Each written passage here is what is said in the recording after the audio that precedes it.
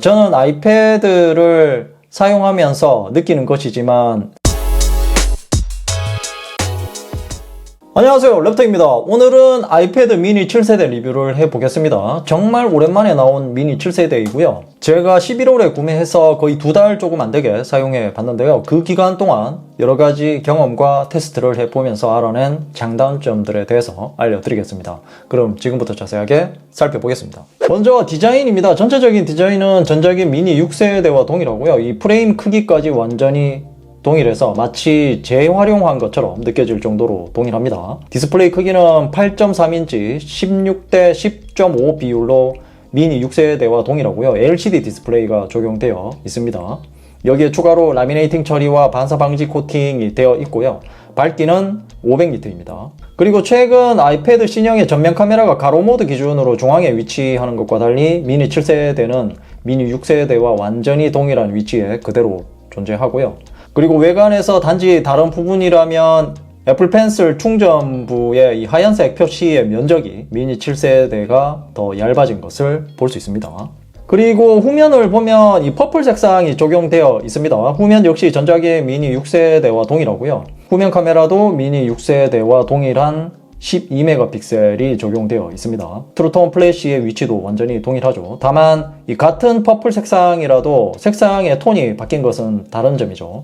개인적으로 진한 퍼플 색상보다 미니 7세대의 이 색상이 조금 더 마음에 들기는 합니다. 빛의 밝기에 따라서 이 실버 색상의 느낌도 나고요. 그리고 미니 7세대는 이 하단에 아이패드 옆에 미니가 추가로 표시되어 있는 것이 달라진 점입니다. 그리고 크기는 미니 6세대와 완전히 동일합니다. 이 가로폭은 195.4mm이고요. 이 세로 길이는 134.8mm이고요. 두께도 6.3mm로 동일하죠. 무게는 293g으로 전작과 동일합니다. 그래서 이 미니 6세대에서 사용하던 케이스나 액정 보호 필름을 그대로 사용할 수 있습니다.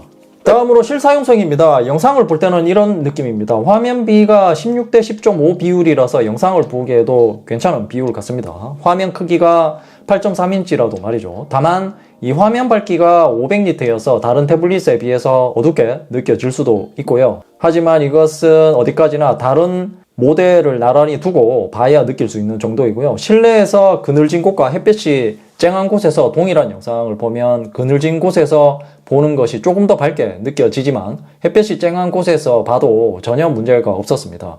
영상을 보는 것보다 실제 눈으로 볼 때가 더 밝게 느껴졌고요.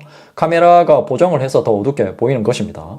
그리고 LCD라서 혹시 어두운 환경에서 빛샘 문제가 있는지도 살펴봤는데요. 완벽하게 문제가 없는 것으로 보이고요. 제가 뽑기를 잘해서 그런지는 몰라도 제가 사용하고 있는 것은 그런 문제가 없었습니다. 네, 게임을 할 때는 이런 느낌입니다. 미니 7세대는 게임을 할 때 그 진가를 발휘하죠. 화면 크기가 8.3인치라서 시원시원하게 할 수 있고 손으로 잡고 하기에도 부담이 없기 때문이죠. 손이 작은 여성분들도 어느 정도는 할 수 있을 겁니다. 손이 큰 남성분들에게는 정말 괜찮은 게임기라고 생각하셔도 될 정도로 게임을 위해 만들어진 태블릿 같습니다. 별도의 패드가 없어도 될 만큼 그냥 이대로 재미있게 하시면 되고요. 그래픽은 높음이 기본이고요. 매우 높음으로 해도 게이지가 절반도 차지 않습니다.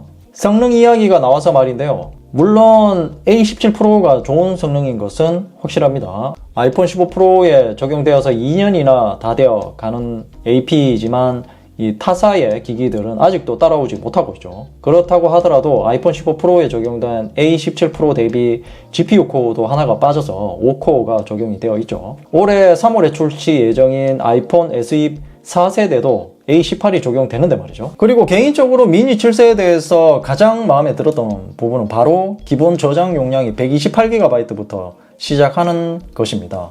미니 6세대는 기본 용량이 64GB라서 요즘 게임은 다운받을 수 없을 정도로 저장 용량이 너무 적었고요.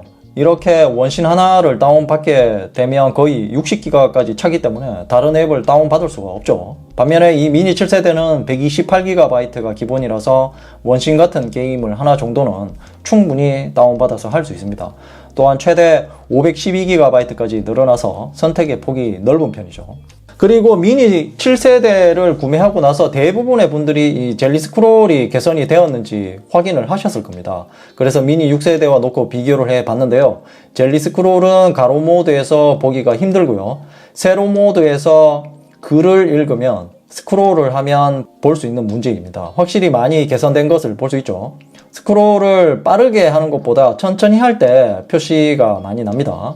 전작인 미니 6세대는 심하지만 미니 7세대는 많이 개선된 모습을 볼 수 있죠. 그리고 소소하게 좋아진 것은 이 M계열의 AP에서만 지원하던 파이널 컷 프로를 미니 7세대에서도 사용할 수 있습니다. 하지만 이 화면이 작다 보니까 영상 편집하기에는 불편할 수 있을 듯 하고요.